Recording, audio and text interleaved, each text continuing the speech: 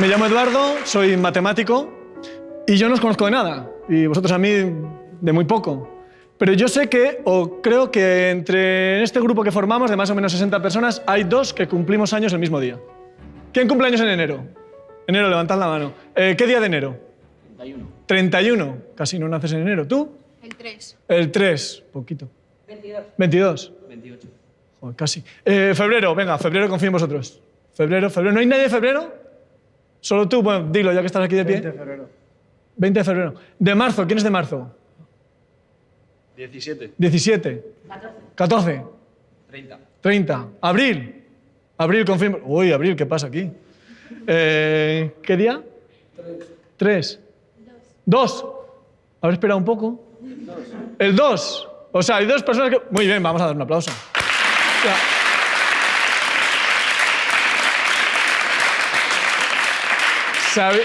¿Sabíais que erais gemelos o algo? No. ¿Por qué sé que dos personas cumplían años el mismo día? Es que yo tengo mucha suerte, es casualidad, tengo poderes mágicos. Soy matemático. Es por eso. Yo soy matemático y yo he hecho las cuentas. Y yo sé que en un grupo de 60 personas la probabilidad de que dos de ellas cumplan años el mismo día es superior al 99%. Pero yo soy matemático y vosotros también.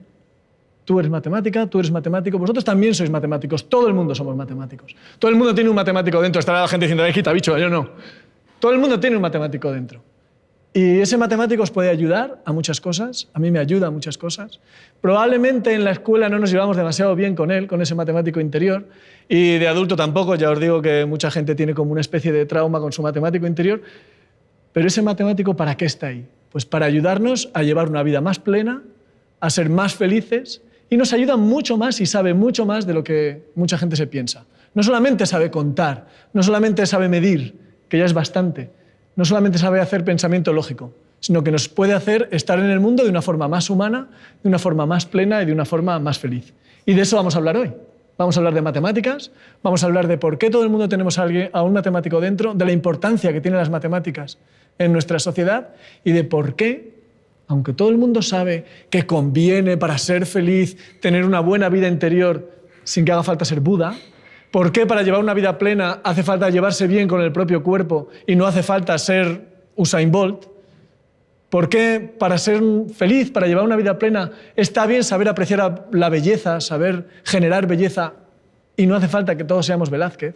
Pues yo os digo, para llevar una vida plena, para ser más felices, está bien llevarse bien con el matemático que llevamos dentro y no hace falta ser Gauss para ser feliz.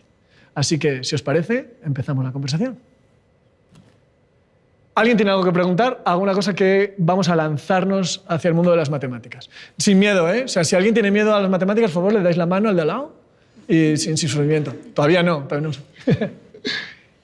Justo viniendo para acá hoy, esperando el autobús, estaban los de segundo de bachillerato haciendo unas matrices. Y les envié en el momento de la conversación que decían, pero si esto no sirve para nada más que para probar la EBAU, luego ya no lo vamos a volver a utilizar. ¿Podrías darnos algún ejemplo práctico para ellos de este nivel de matemáticas de la vida? Uy, ¿para qué se usa la matemática? Bueno, pues por ejemplo, sin matemáticas no había Fortnite. Por ejemplo, sin matrices. Sí, en concreto, sin matrices no habría Fortnite. Porque las matrices, que son un instrumento matemático que se ve en la secundaria, las matrices son filas y columnas de números que les ponemos un paréntesis gordo y ahí están, ¿no? Y haciendo operaciones con las matrices podemos cambiar esos números de lugar, de posición, girarlos.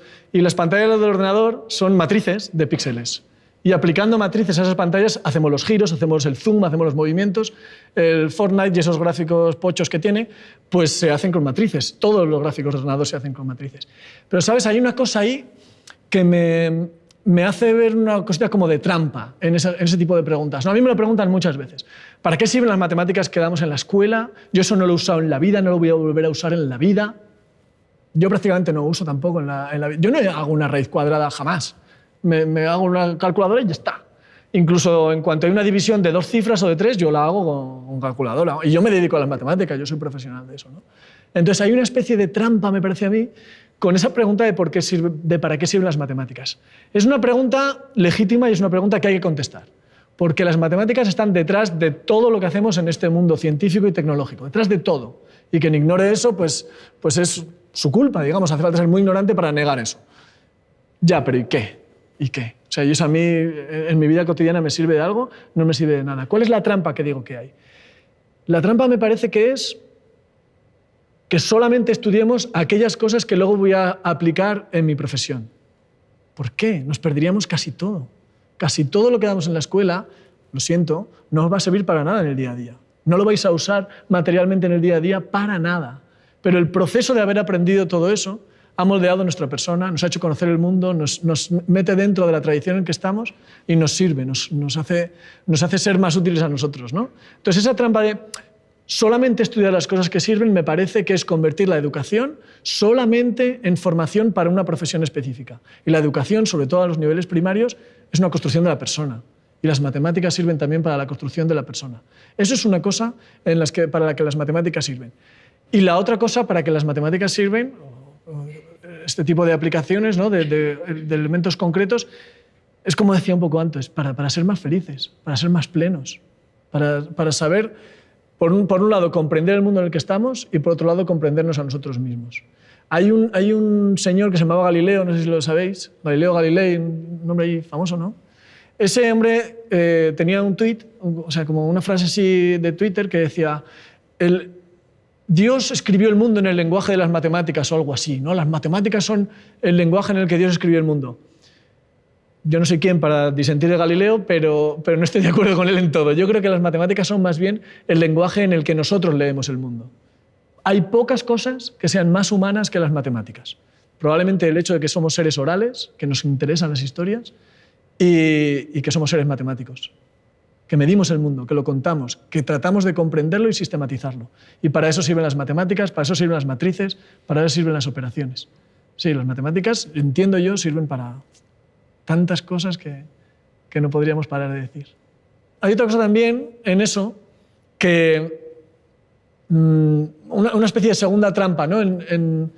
en estas cosas de que para qué me van a servir las cosas en mi futuro. Y es que muchas veces me parece que nos planteamos la educación, tanto los chavales, las chavalas, desde bien pequeños, como los sistemas educativos, los profes y los padres, que es: tú estudia esto porque en el futuro te va a servir. Porque para que tengas una profesión en el futuro. Ya, ¿y el presente qué? ¿Y el presente qué? O sea, los niños son personas. Las niñas son personas ya. Y tienen una vida ya. Y tienen todo el derecho a ser felices ya. Los adolescentes sois personas ya. Y tenéis todo el derecho a ser felices ya. Entonces, a veces ocurre que mientras estamos fastidiándonos, pero no, fastídiate porque en el futuro te va a servir. Ya, pero es que podría ser que aprenda cosas que en el futuro me van a servir, pero que las esté disfrutando ya. Entonces yo creo que hace falta un compromiso también de la escuela con el presente de cada persona y que la gente vayamos felices a la escuela. Que los profes, los alumnos vayan felices a la escuela, que vayamos contentos porque nos gusta lo que estamos aprendiendo, lo encontramos interesante y eso no entra en contradicción con que nos vaya a servir en el futuro. Así que, por supuesto, tenemos todo el futuro por delante, por supuesto, los niños y las niñas aprenden para el futuro, pero no solamente, también el presente cuenta. Mi pregunta es, ¿en qué momento descubriste o te diste cuenta de que te querías dedicar a las matemáticas? Pues te diría, cada día me doy cuenta de eso. Pero vamos para el pasado. Yo no fui un niño que le gustaban las matemáticas, o sea, me gustaban las matemáticas, pero como me gustaba la literatura, como me gustaba la física, por ejemplo, como me gustaban otras mil cosas, ¿no? Durante la secundaria, el bachillerato, todo eso. Me gustaban las matemáticas, pero como me gustaba la literatura, como me gustaban otras cosas. No tenía una especial inclinación hacia las matemáticas. Se me daban bien, la verdad yo fui un polloncito de pequeño, y se me daban bien, me gustaba, pero ya te digo, como me gustaban otras cosas. Es verdad que mis profesores de la secundaria, de las matemáticas, Manolo y Emilio, eran dos personas que hicieron dos cosas muy buenas por mí en las matemáticas. Una era mostrarme su pasión por las matemáticas mientras daban clase, esa era una buena. Es decir, yo no veo a una persona amargada con esta asignatura, veo a una persona que es feliz dando esta asignatura. Esto es muy bueno como alumno, ¿no? La otra cosa era quitar la presión en los exámenes. Hacemos un examen, suspende el 80% de la clase. Bueno, pues mañana hacemos otro, o la semana que viene otro, y al final acababas yendo a los exámenes sin presión. Y esa presión no te paralizaba y no te hacía entrar en una especie de tortura en los exámenes. Esas fueron dos cosas que a mí me hicieron mucho bien. Pero entonces llega la universidad. Y en la universidad yo no sabía qué estudiar. Yo estaba en COU, que es en el Antiguo Testamento, lo que ahora es el bachillerato, y segundo bachillerato, y entonces yo estaba ahí y decía, ¿y qué hago? ¿qué hago yo ahora? Entonces a mí me gustaban los ordenadores, programar ordenadores. Tenía un Spectrum, que era un ordenador antediluviano, y yo me programaba jueguillos con mis amigos. Entonces yo quiero ser programador, pero no había informática en Logroño, de donde yo soy, no había informática, pero había una especialización en el último curso de la carrera de matemáticas. Y entré en la carrera de matemáticas, así pues pensando en las matemáticas del instituto, los que yo había visto del instituto, todas esas operaciones, esas cosas que me gustaban, ¿eh? Para mí era como una especie de puzzles o acertijos más o menos complicados, me gustaba hacerlo. Y entonces fui en primero a clase de álgebra. Y recuerdo el día. Y ahí sí que, pese a que yo no había sido especialmente tendente a las matemáticas, ahí sí que puedo identificar un día como de flechazo, digamos, ¿no? Estaba en clase de álgebra con mi profesora Pili y ella nos mandó un ejercicio. Un ejercicio en el que había que demostrar que cierta estructura es de un tipo, ¿no? Que unos anillos eran cuerpos. Algo así había que demostrar. Bueno, pues entonces yo me pasé la noche haciendo esos ejercicios, mirando los elementos, haciéndolo mano a mano, con las cuentas, al estilo que yo había aprendido en el instituto. Y que lo había aprendido bien, ¿eh? Ya te digo que yo era de buenas notas. Y entonces llego al día siguiente, y después de la noche, todo ese esfuerzo que había hecho para alcanzar ese resultado. Y entonces al día siguiente, Pili nos explicó una cosa que se llaman los teoremas de isomorfía de Noether. ¡Ole! Dice, los teoremas de isomorfía de Noether. Pues son unas ideas, unos teoremas que, de un plumazo, solamente a golpe de idea abstracta, resolvían todos los ejercicios que yo había hecho la noche anterior. Todos los ejercicios. Entonces yo dije, ostras, este es el poder del pensamiento abstracto. Este es el poder del pensamiento. Esto va más allá de las operaciones. Esto es cuando el pensamiento abstracto te permite volar por encima de lo que estabas haciendo y resolver las cosas así, a golpe de puro pensamiento. Y dije, esto es lo mío, esto es para mí. Ahí digamos que fue el flechazo en el que decidí dedicarme a las matemáticas, porque vi ese poder del pensamiento matemático. Ahí me decidí a estudiar matemáticas y me decidí también por las matemáticas puras y me dediqué al álgebra. Hoy me dedico al álgebra computacional, así que he mezclado las dos cosas. Me dedico a unas matemáticas muy teóricas, muy abstractas, pero a la vez comprendiéndolas hasta el punto de que un ordenador las pueda digerir. Así que me dedico a las dos cosas a la vez. ¿Y cuándo decido dedicarme a las matemáticas? Todos los días. Todos los días. Porque hoy día, cada día, hay veces que uno se aburre más, veces que el trabajo es más tedioso. O sea, yo no estoy de fiesta todo el día. ¡Oh, matemáticas, qué gozada, por Dios! Y se me caen las lágrimas. No, hay veces que me aburro, efectivamente. Hay veces que me divierto, hay veces que me apasiona. Y todos los días digo, es que yo es a esto a lo que me quiero dedicar. Digo, probablemente yo no soy de una persona de las que crea que cada cual tenemos un camino único, que has encontrado tu vocación, tu media naranja en el mundo de los... Bueno, pero que nos podemos acoplar a varias disciplinas diferentes, ¿no? Pero yo hoy por hoy no me cambio. Me encantan las matemáticas. Soy feliz haciendo matemáticas realmente. Así que cada día decido dedicarme a las matemáticas. Hola, me llamo Raquel, soy matemática, ese grupo raro en el que estamos metidos, no es una especie extraña. Quería preguntarte qué capacidades crees tú que desarrollan las matemáticas en los chavales y las chavalas de esta edad, más o menos. ¿Qué capacidades desarrollan las matemáticas? ¿Qué capacidades deberían desarrollar las matemáticas? ¿Verdad? Porque a veces lo que desarrollan es un odio así. Pero, ¿por qué se enseña la matemática? La culpa de todo la tiene Platón. Platón, o sea, ir a buscarle luego. Platón y Sócrates, las matemáticas se enseñan desde la Grecia antigua y tienen mucha importancia en los sistemas de enseñanza desde la época antigua. ¿Y por qué? Porque algo tendrán, ¿no? para que las metan en todos los lugares. Y básicamente yo creo que hay tres cosas fundamentales por las que se enseñan matemáticas y por las que se dedican tanto tiempo y tanto esfuerzo a las matemáticas y por la que, pese a que todo el mundo desarrolla, hay tanta gente que desarrolla este odio así casi visceral a las matemáticas, seguimos diciendo, no, pero es que merece la pena, gente. Y una es el desarrollo del pensamiento abstracto. El pensamiento abstracto se desarrolla con las matemáticas.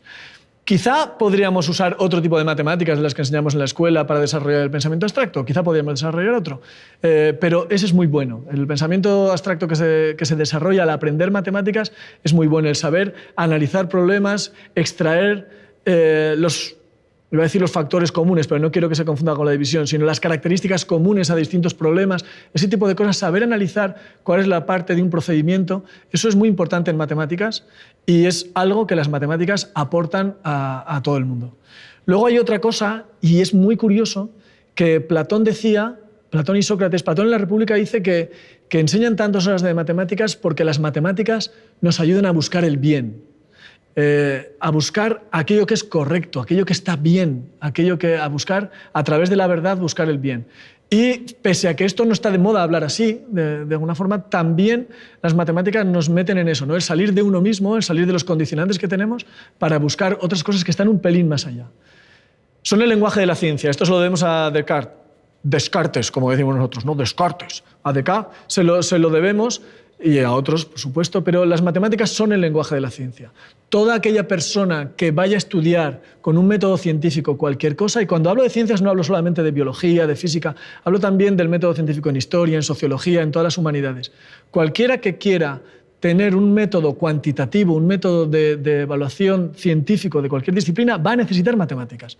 Va a necesitar estadística o va a necesitar modelización. Las matemáticas están ahí presentes en cualquier acercamiento científico a cualquier disciplina. Entonces, el lenguaje de las ciencias es matemático. Y luego hay otra cosa que pasamos muchas veces por alto y que quizá en la escuela está menos presente, y es que las matemáticas son un instrumento poderosísimo para ejercer la ciudadanía de una forma crítica. O sea, para ejercer la libertad como ciudadanos necesitamos las matemáticas. Y eso uno dice, ay, me está sonando un poquito raro eso, ¿no? No, pero es verdad que cuanto uno más es capaz de analizar con rigor las situaciones, de analizar con rigor, de tener ese rigor que te aportan las matemáticas, ese aislamiento de los problemas, uno es más difícil de engañar. Y también si sabe interpretar los datos, y también si sabe interpretar los argumentos, y ahí está la lógica, ahí está la estadística. Todos los días, y no sé si os sorprende o no, todos los días hay alguien que está intentando manipularnos. Y todos los días hay alguien que está utilizando fallos lógicos para tratar de manipularnos. Y todos los días hay alguien que nos está disfrazando los datos para tratar de manipularnos. Y si uno tiene el rigor de las matemáticas y tiene la capacidad de entender eso, es más difícil de manipular, es más libre, es un ciudadano crítico, es una ciudadana crítica. Entonces, esas tres cosas, esa búsqueda de la verdad, el lenguaje del pensamiento abstracto, el lenguaje de la ciencia y el tener una herramienta para ejercer la ciudadanía de forma crítica, son tres cosas que, aunque no lo parezca, las matemáticas nos están dando. Hay muchísimas cosas que las matemáticas nos dan. Hay una que a mí me encanta y es esa capacidad de atreverse con todo. Atreverse con todo. Quiero contaros aquí el caso de un problema muy famoso. Me voy a entretener un poquito en este punto. Hay un teorema muy famoso que se llama el teorema de Fermat, el último teorema de Fermat. La palabra teorema en nuestra vida cotidiana solamente aparece una vez en la vida, que es el teorema de Pitágoras. El teorema de Pitágoras ya lo conocéis, ¿no? Que dice que la suma de los cuadrados de los catetos de cualquier triángulo rectángulo es igual al cuadrado de la hipotenusa. Hipotenusa, que es otra palabra que solamente se utiliza ahí. En vuestra vida la palabra hipotenusa, pues ya está, ya no lo volveréis a usar jamás, ¿no? Me siento hipotenusa esta tarde. No lo decís, solamente sale en ese teorema. Bueno, pues el teorema de Pitágoras se cumple para muchos números. Por ejemplo, 3, 4 y 5 cumplen eso. 3 al cuadrado, que es 9, ¿no? Más 4 al cuadrado, que es 16, es igual a 5 al cuadrado, que es 25. Vale, pues Fermat, estaba una tarde, el tío ahí, unos cuantos cientos de años, estaba una tarde, Fermat era abogado y aficionado a las matemáticas. O sea, peor persona no se puede ser. Pues estaba ahí Fermat, el tío, en su casa, diciendo, voy a intentar inventar nuevas formas de tortura. Y dice, ¿qué voy a hacer? Pues estaba pensando en el teorema de Pitágoras. Y dice, vamos a ver, si en lugar de elevar los números al cuadrado, los elevo al cubo, ¿qué? A ver, 3 al cubo más 4 al cubo, ¿es igual a 5 al cubo? No. Y entonces empezó, y 6, y 8, y 19, y empezó a intentar tríos de números y no le salía ninguno. No encontró 3 números tal que uno elevado al cubo más otro elevado al cubo sea igual a otro elevado al cubo. Dijo, pues voy a intentar a la cuarta. Y elevando a la cuarta tampoco, elevando a la quinta tampoco. Y entonces el tío dijo, vamos a ver, pues si yo no lo he encontrado, que soy el más listo, es que no hay. Eso es que no hay. Y entonces dijo, conjetura. No existen 3 números enteros positivos A, B y C y otro n, tal que A elevado a n más B elevado a n sea igual que C elevado a n. Solo cuando n es al cuadrado, eso es Pitágoras, lo sabe todo el mundo, eso no tiene mérito. Digo, no existen A, B y C y n tal que cumplan eso. No existen, ya está. Y no lo demuestro aquí, que no me apetece. Ya a la tarde lo demuestro. Y se fue el hombre, pues yo qué sé, a casa, a ver Netflix o lo que fuera. Y se murió el tío, o sea, se muere. Coge el tío y se muere esa tarde, pero se muere sin demostrarlo. Y entonces los matemáticos dijeron, pues ya lo demuestro yo. Y empezaron todos a intentar demostrarlo, gente con mucha cabeza, Gauss, todo, o sea, los grandes. Y nadie lo consiguió. Hasta 300 y pico años después, que un hombre con gaficas y poco pelo llamado Andrew Wiles, coge el tío y lo demuestra, 300 años después.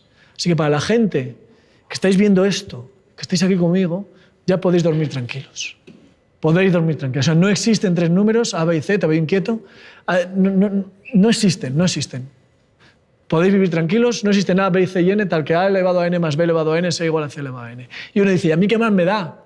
Andrew Wiles, Fermat, ¿qué más me da eso a mí? No, pues a mí tampoco, me da igual. O sea, que, la verdad. O sea, es guay eso, muy bien, perfecto, ole, 300 años, fantástico, me da igual. Pero ¿sabes qué pasa? No, el resultado es bonito, ¿eh? El resultado es bonito, tiene muchas implicaciones en matemáticas, estoy aquí como haciendo broma, pero es un resultado muy bonito porque conecta dos campos de las matemáticas muy distantes. Pero lo más importante de eso es que durante esos 300 años en que la gente lo intentó y falló, todos esos intentos fallidos son el origen de la teoría algebraica de números, de gran parte de las matemáticas modernas. Sin esos intentos fallidos, no el intento que acertó, sin los intentos fallidos, hoy no tendríamos la tecnología que tenemos, la tendríamos de otra forma mucho peor. Hoy no tendríamos gran parte de las matemáticas que tenemos. Hoy tendríamos, probablemente, el mundo sería más difícil de lo que es hoy. Sin esos intentos fallidos. Entonces, mensaje de los matemáticos para los mortales. Intentadlo. Yo hago eso todos los días. Todos los días me enfrento a problemas matemáticos que no sé si voy a resolver o no. Pero sé que si camino firme, que si mis intentos son sólidos, por el camino me voy a encontrar cosas que van a valer tanto o más, probablemente más, que la propia solución a lo que estoy buscando. Y eso vale un poco para la vida, me pongo un poco zen si queréis, ¿no? O sea, cualquier problema que tengas, si tú puedes intentarlo de forma sólida, si por el camino caminas bien, inténtalo, porque vas a encontrar cosas probablemente más valiosas que la solución, aunque falles. Así que ese es otro mensaje que las matemáticas nos dan. ¿Para qué sirven las matemáticas? ¿Qué nos aportan? Nos aportan tanto que yo diría, o sea, la humanidad hoy día estaríamos muchísimos pasos más atrás si no tuviéramos aquello que nos aportan las matemáticas. Soy Daniel, estudiante y suscriptor de Derivando. Bien. Se dice que a los que se les dan bien las matemáticas son muy inteligentes. ¿Qué hay de verdad en esto? ¿Son Totalmente. las matemáticas cosa de listos? Las matemáticas son cosa de listos y ya está. No. O sea, que eso es una pregunta difícil y es una pregunta trampa, Daniel, por muy suscriptor de Derivando que seas. Es una pregunta trampa, ¿por qué? ¿Por qué significa ser listo? ¿Qué significa ser listo? O sea, ¿es más inteligente Andrew Wiles, que supo demostrar el teorema de Fermat? ¿Es más inteligente que alguien que sabe consolar a un amigo cuando lo necesita? Saber consolar a alguien cuando lo necesita no es fácil. Hace falta una inteligencia, hace falta una empatía que no todo el mundo tenemos. ¿Es más inteligente alguien que sabe consolar a un amigo que alguien que sabe siempre cuál es la jugada acertada en un partido de fútbol? Hay una inteligencia que tiene que ver con la visión espacial, que tiene que ver con cómo movemos el cuerpo y que tiene que ver con fijarse en cómo están ocurriendo las cosas. Hay muchas formas de ser inteligente y hay muchas capacidades que unidas forman lo que llamamos inteligencia. Pero ¿qué pasa? Que es verdad, tradicionalmente se ha identificado la inteligencia con la inteligencia lógica, con la inteligencia matemática. Porque es un componente gordo, es un componente muy fuerte, precisamente porque es muy polivalente, sirve para muchísimas cosas. Aquello que hablábamos del pensamiento abstracto, de todas esas habilidades que las matemáticas te dan. Entonces, como es algo tan útil en tantos aspectos diferentes, dices, el listo es el que da matemáticas. Y el que no sabe matemáticas es que es tonto. Y ese es un sentimiento que se nos queda grabado a mucha gente de por vida. Hay como una especie de complejo de que las matemáticas son difíciles, son solamente para las personas que son listas y como yo no valgo para las matemáticas, no soy listo. Entonces hay mucha gente que tiene este complejo de inferioridad. Y ese complejo. O sea, si alguien lo tiene, por favor, en este momento, quitádoslo. O sea, las matemáticas que se aprenden en la escuela son un tipo de habilidad y un tipo de operaciones. Te van a servir y probablemente te vas a dar cuenta mucho más tarde de que te van a servir o quizá no te des cuenta nunca aunque te estén sirviendo. Pero no es más o menos listo por saber hacer este tipo de cosas. Me da a mí la impresión, además de que como sociedad tenemos algo que algunos psicólogos llaman indefensión aprendida. Entonces voy a poner un ejemplito de esto. Es un vídeo que anda por ahí en internet, yo no me acuerdo cuándo lo vi hace tiempo, pero me llamó muchísimo la atención. Es una profesora que está en una clase de gente de 16, 17 años. Entonces les da unos papelitos con una cosa que se llaman anagramas. Los anagramas son palabras que tienen las letras cambiadas de sitio, ¿sabéis, no? Y entonces te dicen, venga, vamos a ver qué palabra es. Os doy las letras desordenadas y a ver qué palabra es. Les da el papelito a todo el mundo. Cuando lo sepáis, cuando encontréis la palabra, levantáis la mano. No digáis qué palabra es, levantáis la mano. Y entonces la profe, haciendo creer a todo el mundo que todo el mundo tiene la misma palabra, el mismo anagrama, les da a una parte de la clase, mezclada, un anagrama difícil. Y a otros les da un anagrama fácil de resolver. Los que tienen el anagrama fácil, levantan la mano. Al poco, a los 15 segundos, así. Y los otros están ahí. Es que, ¿soy tonto o qué? Bueno, dice, no pasa nada. Puede ser mala suerte, este no lo habéis conseguido. Vamos con otro.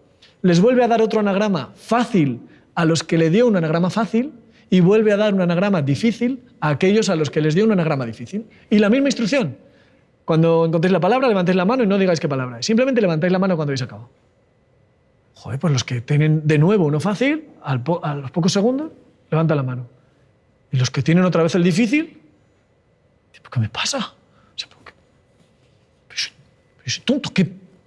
Nada, no pueden. Entonces dicen, bueno, no pasa nada, vamos a hacer una tercera vez. Y esta vez les da a todos el mismo. Les da a todos el mismo anagrama. Un anagrama de dificultad media. Casi todos los que tuvieron los dos anagramas fáciles lo resuelven. Casi todos los que tuvieron los dos anagramas difíciles no lo resuelven. Es una indefensión aprendida. Soy tonto para esta tarea. Y te lo acabas creyendo. Entonces yo creo que como sociedad tenemos una especie de indefensión aprendida con las matemáticas. Nos pensamos que somos tontos para las matemáticas y no es verdad. Bueno, pues vamos a hacer, si os parece, vamos a hacer un juego de matemáticas, además un juego de competición. Vais a jugar contra mí. Y voy a ganar. Bueno, no, vamos a hacer un juego de competición. Yo soy un matemático profesional, un juego de matemáticas. Entonces necesito una persona voluntaria, una voluntaria, que venga a jugar contra mí. Vamos allá. ¿Qué tal? Bien. ¿Cómo te llamas? Diego. Diego. Vamos a jugar, os voy a explicar la mecánica. Vamos a jugar 2 partidas. Diego, vas a perder en las 2. Pero la historia, lo importante no es eso. Lo importante es que todo el mundo que está aquí tenéis que identificar cómo le gano. Tenéis que saber por qué le gano. Tenéis que tratar de descubrir por qué le gano. Una vez que todo el mundo descubra por qué estoy ganando, lo vamos a decir y entonces tú asumirás esa estrategia, me ganarás y todos felices. Os voy a explicar cómo ganar siempre. Siempre. Esto es un juego de matemáticas, es un juego de información completa. Es un juego con monedas. Cualquier número par de monedas. Voy a poner aquí 12. 3, 4, 5, 6, 7, 8, 9, 10, 11 y 12. Vale, tenemos 12 monedas puestas en un círculo y entonces, por turnos, Diego, tú y yo vamos a quitar una moneda o 2 monedas. Cada uno en su turno puede quitar una o 2. La única regla es que si quitas 2, tienen que estar juntas. No puedes quitar monedas que estén separadas por otras monedas o por huecos, porque enseguida va a haber huecos aquí. Entonces, si quitas 2, tienen que estar juntas, ¿vale? Gana el que se lleva la última moneda. Y como yo soy un caballero, te dejo empezar. Vale. Borra la que quieras, o las que quieras. Fijaos bien lo que va a pasar aquí, ¿eh? Tenéis que identificar la estrategia para ganar siempre. Adelante. Muy bien, tú quitas una. Pues yo quito una.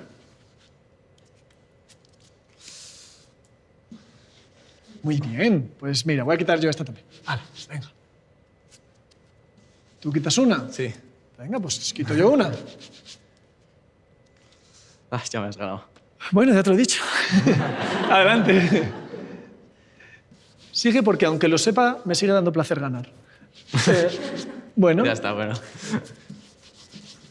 Te la llevas. Muy bien, no pasa nada,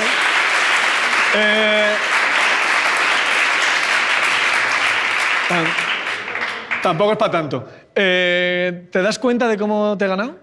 Sí, tienes que... ¿Alguien se va dando cuenta de cómo voy ganando? Todo el mundo tiene más o menos una idea de cómo estoy ganando, ¿verdad?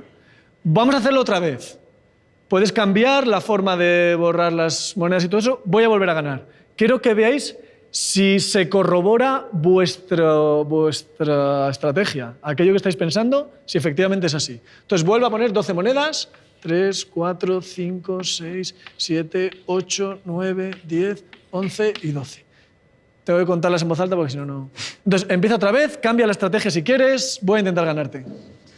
Ajá. Ahí está.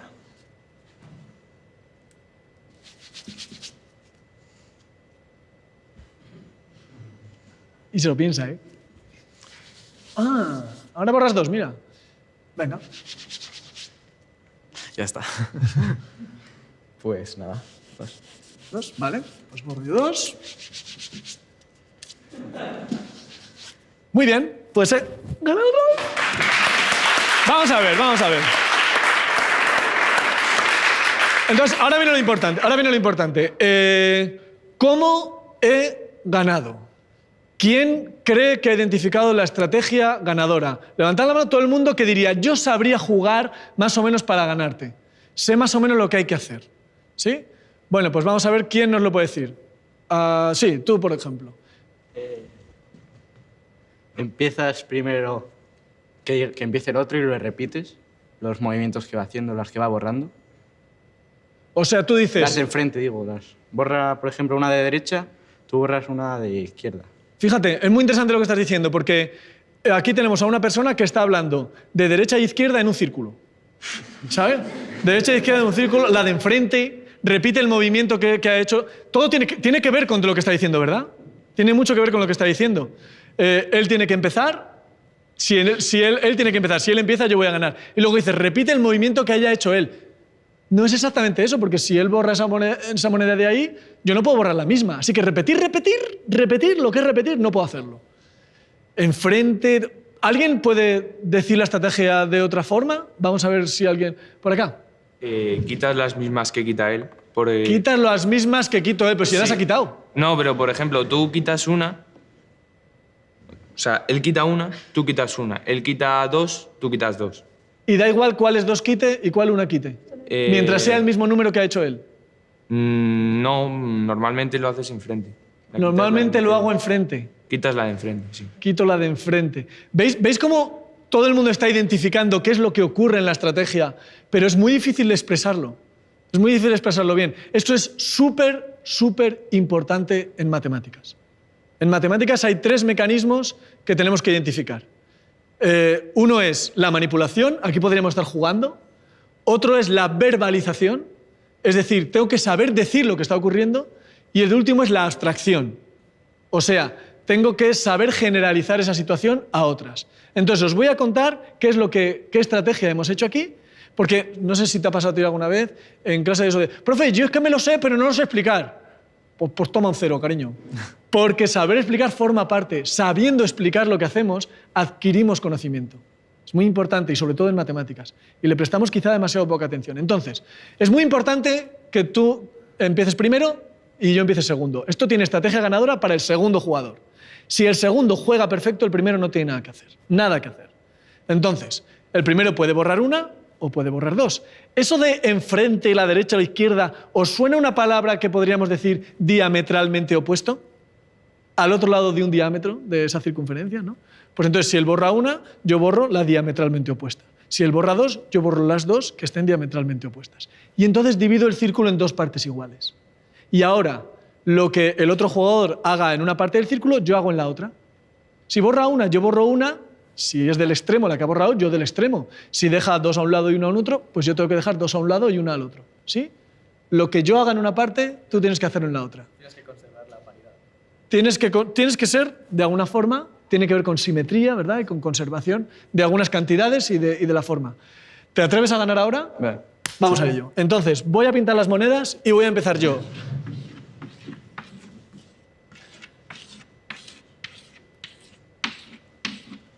Venga, ahora tienes que ganar. Si no me ganas, ya sabes la estrategia. Vamos a ver si lo hacemos. Yo voy a borrar 2. Tensión, ¿eh? Un segundo. En teoría, tendría que borrar... No sé. Bueno, espera. Así. ¿Seguro? Sí. Vale. Ya está. Venga, pues yo borro una.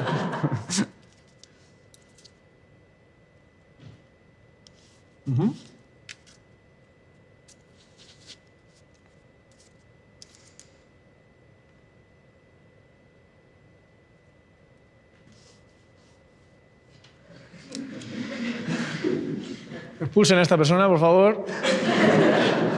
He perdido.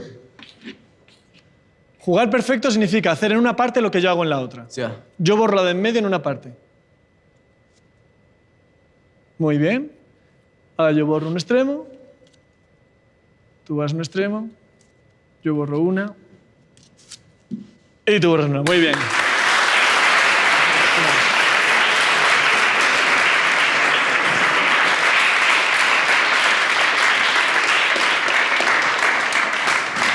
Estos son matemáticas. Estos son matemáticas. De hecho, son unas matemáticas que son más fuertes que dividir. Aportan mucho o tanto como por ejemplo, dividir con 3 cifras o con 3 cifras y 7 decimales. Estamos aprendiendo estrategias ganadoras. Las matemáticas van sobre todo de encontrar patrones. Sobre todo de eso van las matemáticas. Entonces, estos son estrategias ganadoras en juegos. Podríamos generalizar esto a otro tipo de juegos y encontrar una estrategia ganadora. ¿Hace falta ser muy listo para aprender esto? ¿Hace falta? ¿Hace falta saber hacer muchas operaciones de memoria? No. No. La inteligencia que se desarrolla aquí, sabiendo identificar estrategias, y veis que lo habéis podido hacer todo el mundo, casi todo el mundo, habéis identificado qué es lo que había que hacer, pero luego viene una segunda parte, hay que saber expresar eso, ¿no? Entonces, manipular y expresar, porque de expresar se aprende. Y veis que parte del aprendizaje que hemos hecho con este juego es tratar de explicar qué es lo que está ocurriendo. Y eso también son matemáticas. Más preguntas. Soy Elena, soy profe de ciencias y estoy muy de acuerdo contigo con todo esto de que las matemáticas van más allá de aburrimiento y cosas difíciles y esto con lo que luchamos todos los días los profesores. Y te iba a preguntar más estrategias de este tipo para hacer que las matemáticas dejen eso a un lado y pasen a ser algo divertido, algo interesante, algo motivador. Ajá. Yo entiendo la palabra divertido de una forma así como amplia, ¿eh? Digo, yo no creo que tengamos que estar todo el día haciendo reír en clase ni este tipo de cosas. Cada cual tiene lo suyo, ¿no? A mí las matemáticas me parecen sobre todo apasionantes. Son tan interesantes que me parecen apasionantes. O sea, de verdad, en mi trabajo yo me siento jugando todo el día. Mi trabajo es investigar. Me siento jugando, me siento probando cosas nuevas. Unas funcionan, otros no, equivocándome. Todo eso me parece. Entonces, me parece que a la hora de enseñar hay un componente que está casi siempre en el rinconcito de la clase porque nos ha parecido tradicionalmente que está reñido con el aprendizaje, que es el placer, el disfrute. Hay pocas cosas que son más motivadoras que el placer. Mira, Francia se está planteando la enseñanza de las matemáticas. Entonces, en Francia hay un matemático muy famoso, muy conocido y gran matemático que es Cédric Villani. Villani es un medalla Fields, o sea, un top matemático. El gobierno francés se lo ha llevado al Parlamento, ahora es diputado, y Villani ha hecho un informe junto con el jefe de la inspección educativa francesa, ellos dos, han hecho un informe con 21 medidas para cambiar la enseñanza de las matemáticas. Y dentro de esas 21 medidas está que los profesores, profesoras, los estudiantes dejen de sufrir en clase y el papel de la creatividad y del placer. Ellos dicen el placer y la curiosidad y el deseo son los principales motivadores para el aprendizaje. Me encanta leer esto en un informe del gobierno francés. No son tan diferentes de nosotros, no son tan diferentes los sistemas educativos en general. Entonces, a mí me parece, y vuelvo a recuperar aquello de la pregunta de la utilidad, que estamos, y me voy a explicar, en la educación en un paradigma páncreas y tenemos que pasar a un paradigma Kama Sutra. Y explico las dos cosas. Páncreas. Uno dice, vamos a ver, ¿yo por qué estudio matemáticas? Porque cuando la gente, y es una cosa que me pasa mucho, cuando la gente me pregunta, a ver, pero esto de estudiar matemáticas, ¿a mí para qué me sirve? No te están preguntando cuáles son las aplicaciones prácticas de las matemáticas. Te están preguntando, yo con perdón, esta mierda, ¿para qué la tengo que estudiar? Si yo me aburro aquí. O sea, entonces les puedes decir, no, cariño, pero es que las matemáticas son muy útiles porque están detrás de todas las cosas. Yo os he dicho antes lo del Fortnite y todo eso. Están detrás de todas las cosas, de la tecnología. Aunque tú no te des cuenta y no las utilices tú en tu día a día, las matemáticas están ahí, hacen muchas cosas por ti y tu vida sería más difícil sin matemáticas. Muy bien. Vale, pero el páncreas igual. O sea, el páncreas está ahí detrás, en la sombra. Tu vida sería más difícil sin el páncreas. El páncreas hace muchas cosas por ti en tu vida cotidiana, ya vale, pero no dedicamos 5 horas a la semana a estudiar el páncreas y a las matemáticas sí. Es una respuesta correcta, es una respuesta que hace falta dar, pero es una respuesta incompleta. Sin embargo, yo digo Kama Sutra, ¿sabéis lo que es el Kama Sutra, verdad? Sí, la mayor parte dice sí. O sea, a esa pregunta no se contesta. Sí.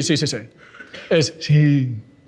Es como, tiene buena fama el Kama Sutra. No os voy a pedir que levantéis la mano porque están aquí vuestros profes y mucha gente viéndoos, pero si yo pregunto, ¿cuánta gente ha leído el Kama Sutra?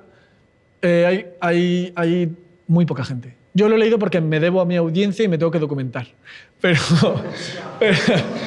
muy poca gente ha leído el Kama Sutra. Y además el Kama Sutra es un rollo.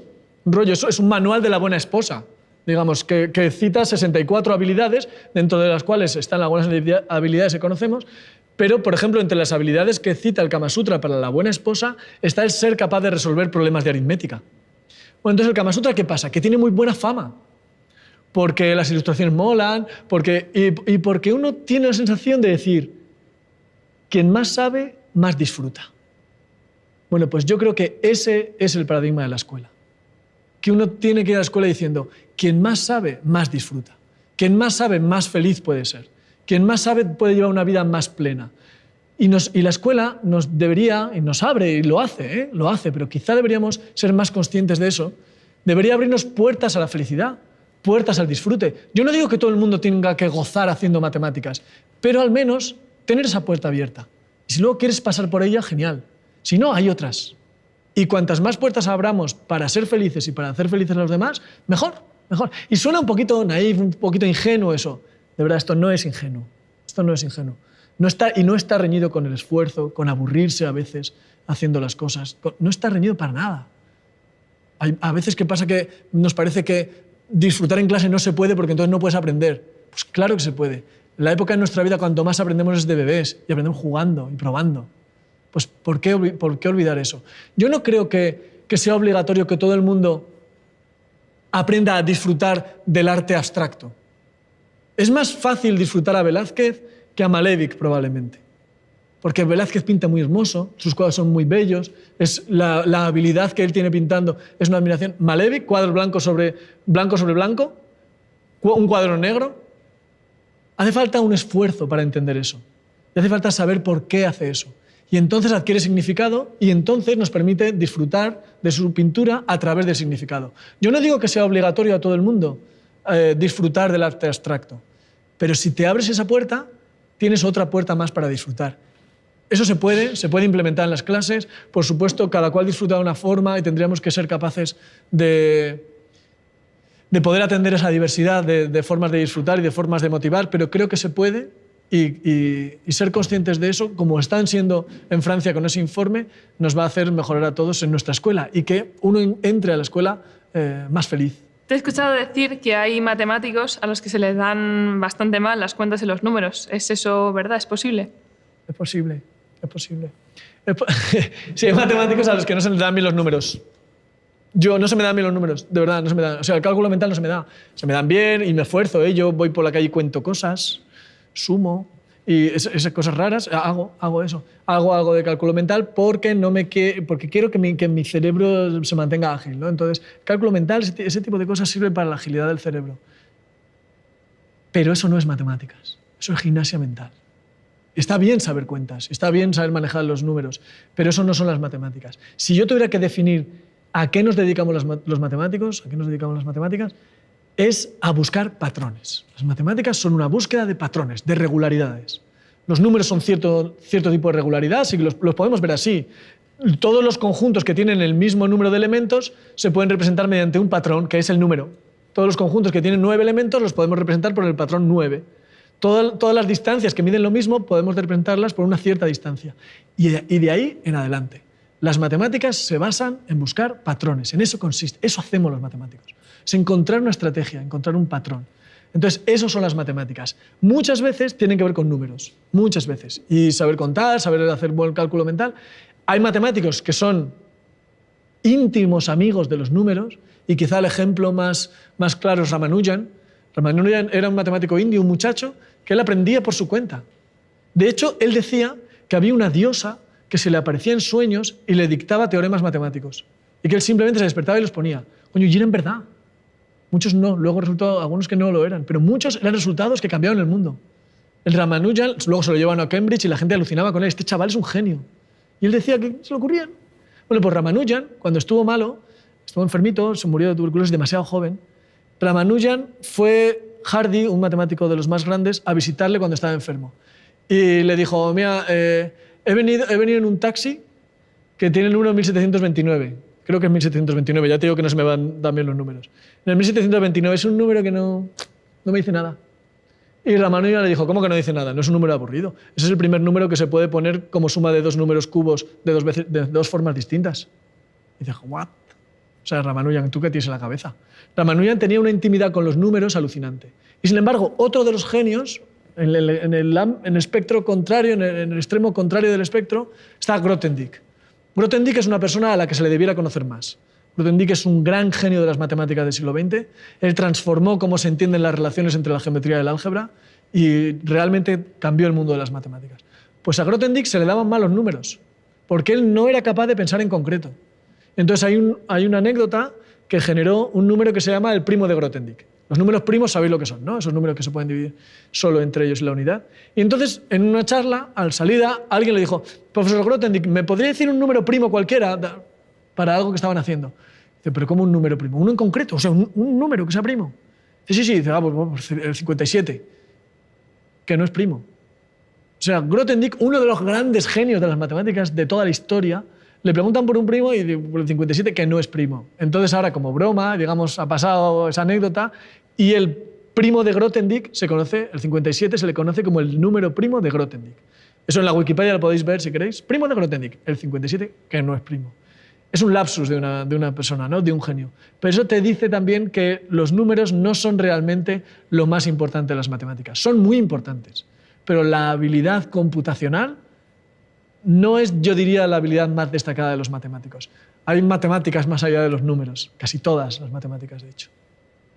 Entre los padres es muy habitual sufrir mucho los deberes de matemáticas de los hijos y cómo acompañarles en ese proceso. ¿Algún consejo? Si yo tuviera una receta para cómo acompañar los deberes de matemáticas con los hijos, con las hijas, yo creo que hay una cosa que en el proceso educativo no la estamos aprovechando y que quizá los padres y madres, ¿no?, en las familias podamos tratar de ayudar a aprovechar eso. No podemos saberlo todo, ni de matemáticas ni de nada. Entonces llegará el momento cuando nuestros hijos, nuestras hijas son pequeñitos, en que las matemáticas pues las controlamos o las podemos aprender fácilmente. Es decir, yo honestamente lo digo, yo no sé hacer raíces cuadradas de memoria, no sé, pero lo puedo aprender en 5 minutos. Si yo veo el algoritmo, lo veo en el libro, en 5 minutos, sí, esto es así, y lo puedo repetir fácilmente, lo he hecho veces y tal. Hasta ahí puedo ayudar, ¿no? Hasta ahí podemos ayudar a las familias con los deberes. Luego llegarán cosas en las que no vamos a poder ayudar. Pero hay algo que siempre podemos hacer. Una es esta cuestión de acompañar en un proceso que a veces es difícil. Digo, todo el mundo tenemos un matemático dentro, vale, pero no todos los matemáticos pueden igual. Es decir, esto de que todo el mundo podamos con las matemáticas, sí, hasta cierto punto. Hay gente que va a tener más dificultades. Y hay gente que llegará a un momento en el que, en este tipo de matemáticas, en esto no puede más. Y quizá tenga que seguir otra vía, ¿no? Pero en todo ese momento, en todo ese proceso, hay algo súper importante que son los errores. Que no es lo mismo un error que un fracaso. Y a veces los tratamos igual. De un fracaso se puede aprender. De un error se puede aprender más. Y entonces, mira, os pongo un ejemplo. A mí me gusta mucho correr. Me gusta correr y me he dedicado al atletismo muchos años y sigo en ello, ¿no? Y admiro a muchos atletas. ¿Sabéis quién es Usain Bolt, no? Usain Bolt, el hombre más rápido de toda la historia de momento. Él ha hecho los 100 metros lisos 9:58, creo que tiene el récord del mundo. Usain Bolt, en el Campeonato del Mundo de 2011, en el Mundial, en 2011, en Corea, hizo salida nula y fue eliminado. Salida nula, así, llegaba, era el mejor, no había rival para él. Se pone en los tacos, lanza el pistoletazo y él salió un pelín antes. Eso es un error de Bolt. Eso es un error. Y de ese error puede aprender mucho. Es un error y aprendió mucho. Después de ese error, fue campeón del mundo en los 2 siguientes campeonatos del mundo. En las 2 siguientes Olimpiadas fue campeón olímpico. En 100, en 200, en 4%. Él aprendió mucho de ese error. ¿Fue una derrota? También. Y aprendió de esa derrota. De las derrotas podemos aprender, tenemos límites. No siempre se gana. Pero si yo compito en un 100 metros lisos contra Usain Bolt, me va a derrotar. ¿De esa derrota puedo aprender algo? Sí. No vuelvas a correr contra Usain Bolt, sobre todo si apuestas. No, es un aprendizaje. Tengo mis límites, entonces de las derrotas se aprende, pero de los errores se aprende más, porque tú puedes identificar por qué estás fallando, en qué estás fallando, por qué estás fracasando de esa forma, ¿no? Mediante un error. Y Usain Bolt de aquel error de la salida aprendió mucho más que de haber sido vencido por otro atleta. Si hubiera sido los atletas a los que él vence en todas las carreras o vencía en todas las carreras, aprendían, vale, no soy tan bueno como Bolt, quizá tengo que entrenar más, quizá tengo... Pero de cometer errores se aprende mucho más. Entonces, algo que yo creo que las familias podemos hacer y que tendría una importancia capital sería ayudar a nuestros hijos, a nuestras hijas, a nuestros estudiantes a identificar los errores que cometen. Y luego vas con el profe. Porque el profe es quien te va a enseñar a cómo superar esos errores y todo eso. Pero esto de, profe, es que no me sale, eso no me sirve como identificación de un error. Identificar un error y saber para qué me puede servir, porque un error es un trampolín. Ese error, ¿para qué me sirve? Pues, por supuesto, llega un momento, el objetivo es no tenerlos, claro, el objetivo es no tener los errores. Pero mientras los voy teniendo, y lo vamos a tener toda la vida, en unas cosas o en otras, es muy importante que las familias podamos acompañar en ese proceso de cometer errores y de sacar aprendizaje de los errores. Entonces, si tú estás haciendo una ecuación de segundo grado, una ecuación trigonométrica, un no sé qué, es que aquí no sé seguir. Vale, esa ya es una información útil. He empezado con esto y he hecho esto, y aquí no sé seguir. Eso es información útil. Vamos a tratar de acompañar en esa detección de errores, porque eso es un procedimiento laborioso que en clase no siempre se puede hacer. No siempre se puede hacer eso con 25 alumnos, con 25 estudiantes, con 30. No siempre se puede hacer el acompañamiento personal en la detección de errores. Pero en casa se puede. Y es una información tan útil, es tan útil, que yo creo que debería haber en magisterio o donde se estudie una asignatura para los profes que sea exclusivamente detección y acompañamiento en los errores. Entonces esto, las familias, es algo que podemos hacer. Quizá no se los podemos solucionar. Mira, yo es que no sé seguir, pero ahora ya sabes que hasta aquí has llegado y por qué te estás equivocando. Ahora vas con tu profe y tu profe te lo puede decir. Yo soy Inés y, bueno, me encantan las matemáticas y también me apasiona todo lo artístico, como el cine, los cómics y demás. Y quería preguntarte que, ya que las matemáticas son tan cuadriculadas, si hay espacio a la creatividad y a la imaginación en ellas. No hay matemáticas sin creatividad, no hay. O sea, no se han desarrollado matemáticas sin creatividad. Me acuerdo que, creo que era Voltaire que decía que había tanta creatividad en el cerebro de Arquímedes como en el de Homero. Son creatividades que funcionan en muchos puntos, tienen muchos puntos de contacto iguales. Es decir, yo tengo muchos amigos artistas, artistas de teatro, músicos, artistas plásticos, y hablamos muchas veces de cómo hacemos las cosas. Y yo pienso que cuando estoy haciendo matemáticas, mi proceso creativo en matemáticas es muy similar al de ellos, muy similar. El proceso. La creatividad está enfocada hacia un producto diferente, digamos, porque las matemáticas tienen esa pretensión de universalidad. Un teorema matemático es igual de válido para todo el mundo. Una obra de arte no es igual, no contacta igual con todo el mundo. Habrá quien le provoque unas cosas u otras, entonces no tiene esa misma pretensión de universalidad unívoca, vamos a decir, ¿no? Pero el proceso creativo tiene unos puntos de contacto que son extremadamente similares. El arte y las matemáticas tienen muchísimos puntos de contacto, muchos. Uno es ese. Uno es que el mecanismo creativo es muy parecido y por eso hay muchas colaboraciones entre matemáticos y otros científicos y artistas. Hay muchas colaboraciones porque se aprende mucho de cómo son los procesos creativos de unos y otros, ¿no? Aunque parezca que el estar sometidos a unas reglas tan estrictas como estamos sometidos los matemáticos, las reglas de la lógica y todo lo demás, nos cercenan la creatividad, cuando es al contrario. Y hay muchas tradiciones artísticas también donde precisamente la creatividad se estimula mediante las reglas estrictas. Pasa en la música, por ejemplo. Fíjate, la música, las reglas estrictas que tiene de esas 12 notas, ¿no? en la escala occidental, cromática, los compases, la medida, todo eso. Y sin embargo, tú fíjate, con esas mismas notas, esas medidas de compás, todo lo que se ha hecho. Toda la música que se ha hecho, ¿no? Desde Vivaldi al death metal. Todo lo que hay por medio, ¿no? Hay mil cosas. Vale, pues en las matemáticas pasa igual. Las reglas no cercenan la creatividad, al revés, la estimulan probablemente. Y luego hay otros puntos de contacto, digamos, más en la práctica del arte y de las ciencias. Sobre todo, digamos, en la práctica del arte. Hay muchas matemáticas que permiten técnicas artísticas. Pongamos en el Renacimiento y en otras épocas, la técnica de la perspectiva, las técnicas de medida, etc., son cuestiones matemáticas que técnicamente permitieron desarrollo de cuestiones artísticas. Ese es un punto de contacto. Luego, como hay matemáticas que te dan instrumentos creativos, como por ejemplo la combinatoria, el mezclar cosas diferentes de distintas formas, las mismas cosas, las mismas piezas de distintas formas, son un estímulo creativo. Así, por ejemplo, hay estímulos en poesía, que se dedican a hacer combinaciones de un conjunto de versos. Hay poetas que crean así, hay músicos que crean así. Mozart tiene obras creadas así, hasta, yo qué sé, Jorge Drexler, más moderno, tiene obras creadas así. Hay pintores que generan así, mediante combinatoria y mezcla de colores, etc., ¿no? Entonces, la matemática es una herramienta de trabajo. Y luego también hay otro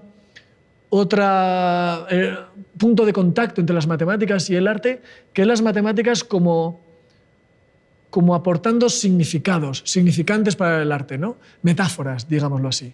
Entonces, ahí es otro de los puntos, digamos, de contacto a alto nivel entre las matemáticas y el arte. Al final, ¿el arte qué busca? El arte busca saber quiénes somos y qué es el mundo, ¿no? Y tratar de expresarlo eso. Las matemáticas también. Las matemáticas también. Y a veces, y la ciencia en general, y a veces tenemos que buscar metáforas que nos expliquen qué hacemos aquí, quiénes somos, y metáforas que utilizamos en matemáticas desde un punto de vista más buscando el rigor, son muy útiles también para el arte. Y el arte se enfrenta al concepto de límite, y las matemáticas también. Desde puntos de vista diferentes, pero ahí está esa metáfora de que somos limitados. Nos enfrentamos al concepto de infinito. Y las relaciones entre infinito y límite en matemáticas son muy precisas y son muy útiles. Y las relaciones entre infinito y límite en arte tienen una capacidad expresiva tremenda, muy potente. Pero también el concepto de incertidumbre, el concepto de vacío, el concepto de relación. Hay muchas cosas que tienen un significado en matemáticas que también lo tienen en arte. Así que, desde el punto de vista de la motivación, de la creatividad, del mecanismo creativo, desde el punto de vista técnico, desde el punto de vista de instrumental para el arte, y también desde el punto de vista de ese contacto en los fines últimos, arte y matemáticas tienen mucho en común. Y desde luego la creatividad es el motor de las matemáticas y es el motor de la ciencia. No es el criterio de verdad, eso es cierto. El criterio de verdad al final es reducir a las reglas de la lógica y al rigor que imponen las reglas de la lógica. Pero el motor es la creatividad, igual que en el arte. Y igual que en el arte, luego finalmente tienes que plasmarlo y tienes que crear o someterte a las reglas de la expresión. Pues en las matemáticas también. Y muchas veces el tratar de salir del corsé de las matemáticas que existen ha sido el motor de avance de generación de nuevas matemáticas. Hay un término que es que se dice que algo es matemático cuando no falla. Y quería saber si esto es así siempre o si las matemáticas también nos pueden fallar. Si las matemáticas pueden fallar o no, si las matemáticas son para siempre. Las dos cosas. Vamos a ver en qué sentido cada cosa, ¿no? Porque es verdad que se dice, ¿no? Es como lo que hablábamos de referentes o metáforas que utilizamos para las matemáticas. Cuando queremos decir algo es exacto, algo es previsible, algo es confiable en ese sentido, decimos es matemático. Una vez definimos las reglas de la lógica, definimos las reglas del juego y empezamos a correr las matemáticas. Empezamos a generar teoremas con esas reglas de juego. Algo que no se salga de esas reglas de juego, todo aquello que podamos decir va a ser permanente. Y va a ser permanente de un modo muy diferente a como lo es en otras ciencias. Las matemáticas son muy diferentes a otras ciencias en ese sentido, ¿no? Porque una vez que establecemos un resultado, no es un modelo. No es un modelo de la física. El modelo estándar que tenemos hoy día en física, el modelo del Big Bang de la cosmología, es revisable y eso es lo que hace ser científico. Sin embargo, una vez que algo se ha establecido en matemáticas, el teorema de Pitágoras en la geometría euclídea, eso es eterno. Eso va a ser para siempre y siempre va a ser así. Eso es inmutable y es un valor de las matemáticas y es lo que les da su valor, sobre todo, ¿no? Ese rigor y esa inmutabilidad de los resultados matemáticos. ¿Pueden fallar? Sí. Pueden fallar. Y como hablábamos antes, los errores o las cosas que no entendemos son útiles, son un aprendizaje. Y entonces, cada vez que alguien se da cuenta de error del sistema, entonces los matemáticos se oponen y dicen, aquí pasa algo, esto es útil. Vamos a ver hacia dónde avanzamos, ¿no? En el siglo XX, resulta que Hilbert, uno de los más grandes matemáticos de la historia, planteó, y él estaba convencido de decir, cualquier resultado que podemos enunciar en matemáticas, cualquier enunciado, cualquier verdad que podamos decir, esto es un enunciado, que será verdad o no. Supongamos que es verdad, pero todavía no lo sabemos. Pues podremos llegar a saberlo. cualquier enunciado en matemáticas es verdad o es falso. Bueno, pues viene un señor que se llama Kurt Gödel y dice, no, las matemáticas como sistema lógico son incompletas. Va a haber resultados que podemos enunciar y que jamás podremos saber si son verdad o no. Las matemáticas en sí mismas son incompletas. Eso fue un bombazo.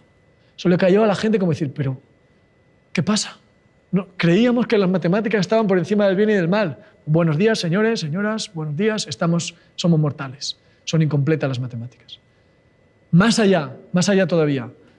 También Hilbert dijo, si sabemos que un resultado matemático es verdad, podemos llegar por una serie de pasos, digamos algorítmicamente, y la palabra la estoy usando con toda la intención, algorítmicamente podemos llegar a un mecanismo que nos resuelva ese problema. Y entonces, en los años 30, 40, llegó un señor que se llama Alan Turing, del que yo soy extremadamente fan. Pues Alan Turing, aparte de, seguro que conocéis todo aquello que hizo de la criptografía, que inventó los ordenadores antes de que los ordenadores existieran, una cosa que hizo Alan Turing es, inventando los ordenadores y la computación, supo saber que los ordenadores tienen límites y que habrá cosas que los ordenadores no podrán calcular jamás. Y eso es una solución a ese problema de Hilbert de dar mecanismos para resolver cualquier problema matemático. Es lo que Hilbert llamó el Entscheidungsproblem en alemán, porque Hilbert era alemán y los alemanes tienen esas palabras tan gordas, ¿no? Entscheidungsproblem. Pues hay un problema que lo resolvió Turing, también Alonso Charles lo resolvió, y en esos problemas que nos ponen cara a cara con los límites de las matemáticas, con las cosas que fallan, con los fallos del sistema, siempre hay alguien, algún matemático de estos brillantes, que sabe usar esos errores para dar un paso más allá. Para, usando la creatividad, como hablábamos antes en el arte, decir, mira, es un trampolín, se nos abre un mundo nuevo. Entonces, sí, efectivamente, las matemáticas fallan a veces, intrínsecamente, o sea, ya Gödel lo demostró, las matemáticas son incompletas, tienen límites. Y fue un momento histórico, además, como que el descubrir que tenemos límites nos vino bien. En aquel primer tercio del siglo XX, histórica y políticamente descubrimos que tenemos límites, no hay más que ver cómo empezó el siglo XX, fue un desastre, ¿no? Las dos guerras mundiales, como sociedad tenemos límites, tenemos que aprender a llevarnos mejor de otra forma. En nuestra comprensión de la naturaleza tenemos límites y ahí fue cuando surgió ese paradigma diferente. Creíamos que habíamos vencido a la naturaleza con la teoría de la relatividad general de Einstein, ¿no? Es decir, ya entendemos todo. No, pues la física cuántica nos enseña que no. Y Heisenberg y Planck y Bohr nos enseñan que no, que tenemos límites en la comprensión de la naturaleza, límites intrínsecos, que no podremos superar nunca. Y Gödel nos enseña que tenemos límites en nuestra comprensión lógica. No, habrá cosas que nunca podremos solucionar. Así que sí, las matemáticas fallan y no pasa nada. Al revés. He visto en internet, o sea, que las matemáticas son una profesión con futuro y que las empresas pues, necesitarán más matemáticos. Entonces, que mi pregunta es, ¿qué salidas profesionales tienen las matemáticas? En España, en la encuesta de población activa, las matemáticas llevan varios años siendo la profesión con menos paro. ¿Por qué? ¿Qué pasa? ¿Qué pasa ahí? ¿No? Cuando uno dice, pero no sé si vosotros lo tenéis esa idea en la cabeza de pues un matemático a qué se dedica, pues a dar clases de matemáticas, ¿a qué se va a dedicar? Claro, como las únicas matemáticas que hemos visto en nuestra vida son las matemáticas de la escuela, pues ¿a qué se dedica un matemático? A hacer matemáticas en la escuela, a ser profe. Bueno, más o menos un tercio de los matemáticos, de los licenciados en matemáticas o de los graduados en matemáticas, se dedican a la enseñanza. ¿El resto qué hace? ¿A qué se dedican? Hay gente en investigación. Yo, por ejemplo, me incluyo. Hay gente en investigación. Gente en investigación, hay gente en docencia y hay muchísima gente en muchas empresas. Allá donde se necesita un análisis cuantitativo, un análisis de patrones, hace falta un matemático. Hace falta alguien que sepa matemáticas. Puede ser un matemático, puede ser un físico. Por ejemplo, inversiones en bolsa. Las inversiones en bolsa, el mercado de valores, la banca, todo ese tipo de cosas necesitan matemáticos. Allá donde se necesita estadística, se necesitan matemáticos. Las empresas necesitan estadística. Hoy día estamos en una era de algo que se está dando en llamar, así, de una forma un poco fashion, lo del Big Data, ¿no? Big Data, datos, wow.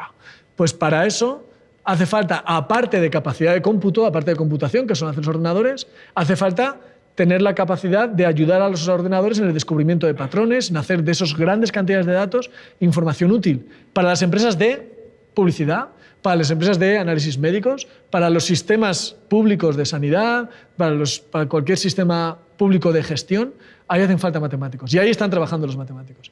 Los grandes bancos contratan muchísimos matemáticos y toda empresa que necesite hacer y que pueda permitirse hacer un análisis de patrones o cuantitativo de su entorno y de su propia actividad necesita matemático. Y entonces están descubriendo que la formación matemática, aquello que hablábamos al principio de qué capacidades te genera ser matemático, pues esas capacidades parece ser que son muy apreciadas ahora mismo por las empresas. Y hay muchos matemáticos en puestos directivos porque saben tomar decisiones y en ayudas a la toma de decisiones. Así que, aunque no sea algo que salga directamente y explícitamente de los contenidos de las asignaturas de matemáticas, sí que es verdad que los matemáticos, digamos, hemos sufrido tanto en la carrera, hemos aprendido a hacer cosas tan chungas que luego somos capaces de enfrentarnos a los problemas. Tenemos ese superpoder, ¿no? De decir, yo sé analizar un problema, dividirlo en sus componentes fundamentales y vamos a ver si con la gente que sabe de ese problema podemos juntos solucionarlos. ¿Cuál es la dificultad ahí? Y va a sonar a coña, que es que, claro, los matemáticos es que no sabemos hablar con la otra gente.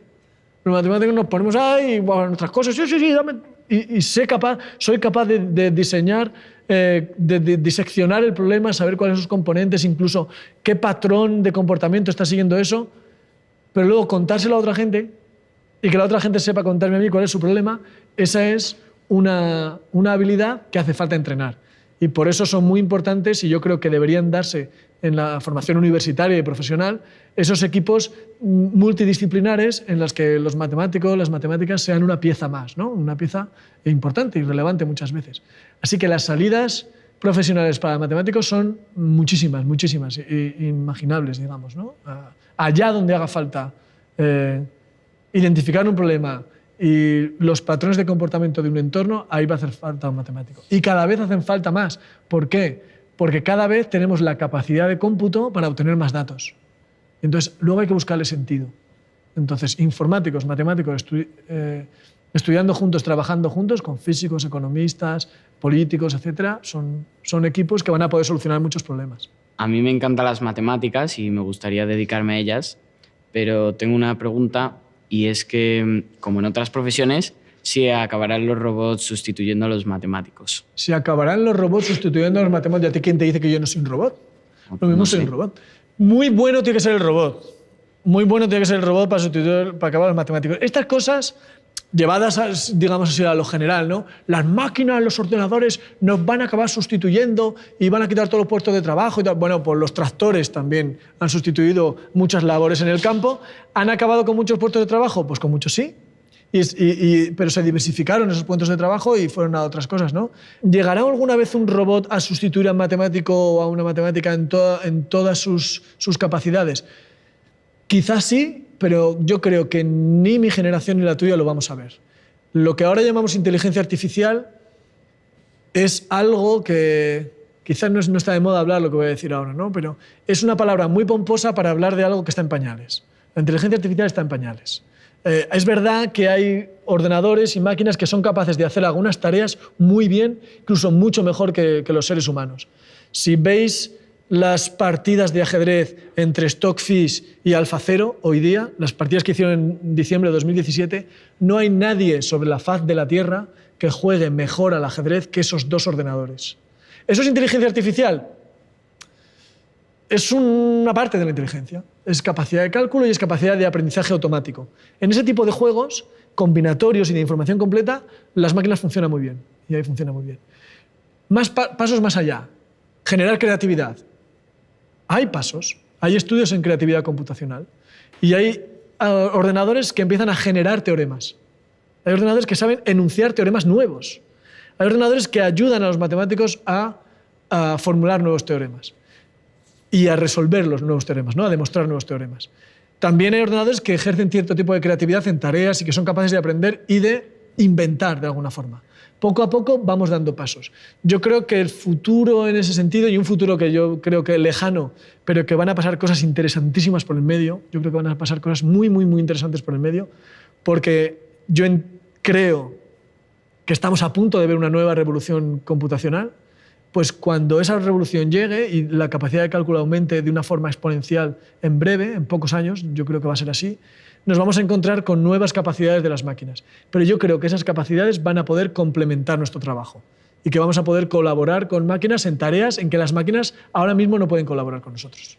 Vamos a hacer un jueguito, vamos a hacer ahora un juego matemático, el último juego que vamos a hacer, y os voy a pedir que tengáis a mano unas tarjetitas con números que os han repartido y vamos a necesitar una pizarra también. Este es un juego que yo lo aprendí, como os digo, de Adrián Paenza, ese matemático argentino, que lo hace también muy parecido con estas tarjetitas. Es muy conocido, esto es muy conocido, pero vamos a tratar de hacerlo. Entonces, sacad las tarjetas, que tenéis todo el mundo, debéis tener 8 tarjetas con un montón de números, y ahí tenemos la pizarra que luego vamos a utilizar. Hay 250 y pico números en cada tarjeta. Os voy a pedir que elijáis un número. Primero, elegid un número entre el 1 y el 255.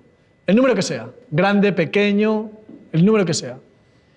Y que separéis, os quedéis solamente con aquellas tarjetas en las que está vuestro número. ¿Todo el mundo lo tiene? Dejamos un tiempo, son 8 tarjetas. ¿Está? ¿Lo tenéis? Vale. No digáis el número, ¿eh? Vamos a traer aquí a 3 personas a las que les voy a adivinar el número. ¿Quién quiere venir por aquí? Venga, pues ven por aquí. Otra persona, pues aquí en el extremo, y tú también. Estas son las tarjetas en las que sí está tu número. Sí. Vale. ¿Puedes ir ahí atrás? ¿Cómo te llamas, perdona? Malena. Malena. ¿Puedes ir ahí atrás y escribir el número? Sí. Yo no lo voy a mirar, ¿eh? ¿En grande? Sí. Escribe el 15, porfa.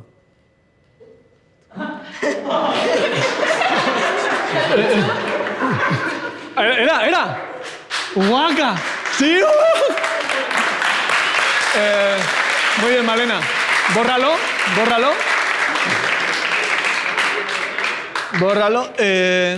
Bueno, hay muchos números, yo qué sé, suerte. Ya te puedes sentar. Hola. Gracias. Ya te puedes sentar, Malena, muchas gracias. Entonces, estos son los tarjetas en las que está tu número, ¿no? Sí. Y puedes ir y escribirlo tú también.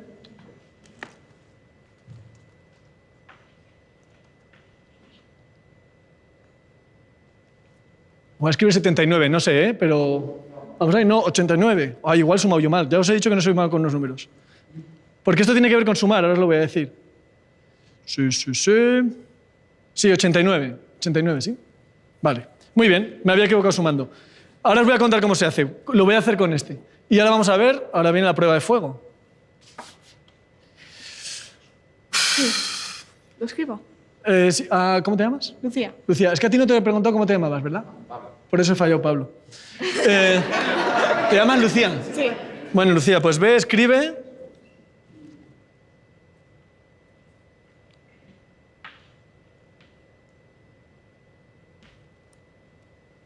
¿117? Sí. ¿Has escrito? Vale, ha dicho que no. Vamos a ver. Gracias, Lucía. Gracias. ¿Cómo? O sea, ¿por qué? ¿Por qué esto es así? ¿Qué pasa con esas tarjetas? Fijaos, esto tiene mucho que ver con cómo funcionan los ordenadores. Mucho que ver con cómo funcionan los ordenadores. Fijaos, vosotras sabéis que los ordenadores funcionan con ceros y unos, ¿verdad? Decimos que funcionan con ceros y unos. Tienen un sistema de numeración binario. Entonces, cuando yo tengo un número como este, vamos a ponerlo así, ese número binario tiene unos y ceros, 1, 0, 1, 0, 1, así, tiene números unos y ceros. ¿Ese número qué representa? ¿Qué número representa? ¿En qué cantidad representa? Pues yo sé que la primera fila, igual que pasa con nuestros números, que si esto fuera en decimal, esto sería el 10.110, ¿no? Porque este representa un 1, este representa un 10, este representa, o sea, 0 unos, este representa un 10, este representa un 100, 0 miles y un 10.000, ¿sí? Entonces esa cantidad es 10.110. Vale, pues con los números binarios no representan potencias de 10, 100, 1000, 10.000, sino potencias de 2.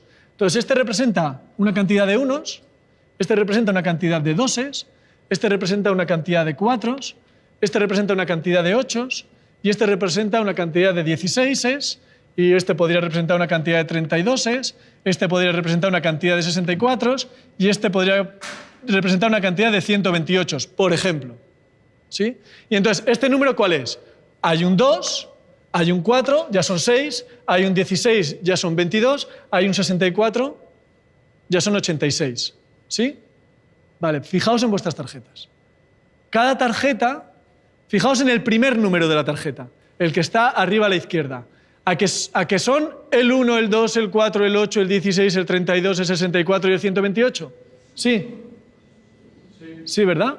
Entonces, el número que hayáis buscado estará, si buscáis, aquí hemos cogido el 86, si buscáis el 86, estará en la tarjeta del 2, estará en la tarjeta del 4, estará en la tarjeta del 16 y estará en la tarjeta del 64. Porque la tarjeta del 1 contiene todos los números del 1 al 255 en el que hay que sumar un 1. La tarjeta que empieza por 2 tiene todos aquellos números en los que para conseguirlo hay que sumar un 2. El 2, el 4, otros, ¿no?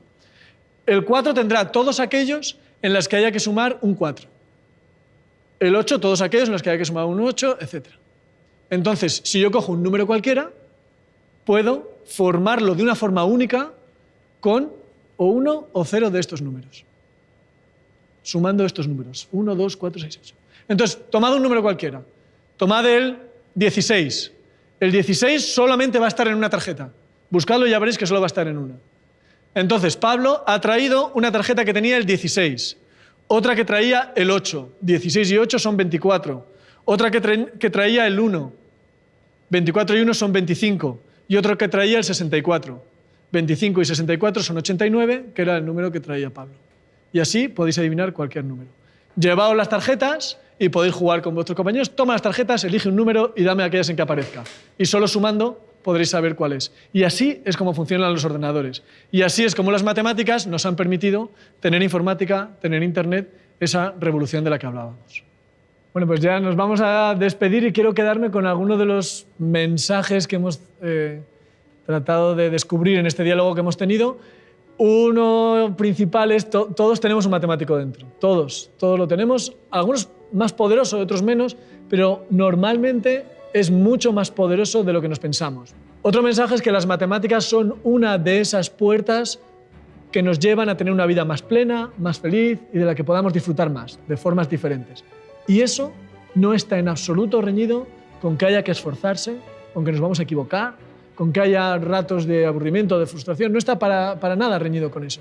Y al otro lado de esa puerta, además del disfrute, está absolutamente todas las aplicaciones que tienen las matemáticas. Las matemáticas han cambiado nuestro mundo, existe la tecnología porque existen matemáticas, existe la ciencia porque existen matemáticas. Os animo a que entréis en diálogo con ese matemático que tenéis dentro y en diálogo con los matemáticos de las otras personas. Yo creo que apoyados por ellos, no es que vayamos a cambiar el mundo, es que lo vamos a hacer mejor y nos vamos a hacer mejor a nosotros también. Así que muchísimas gracias por vuestras preguntas, por vuestra presencia y por este aplauso.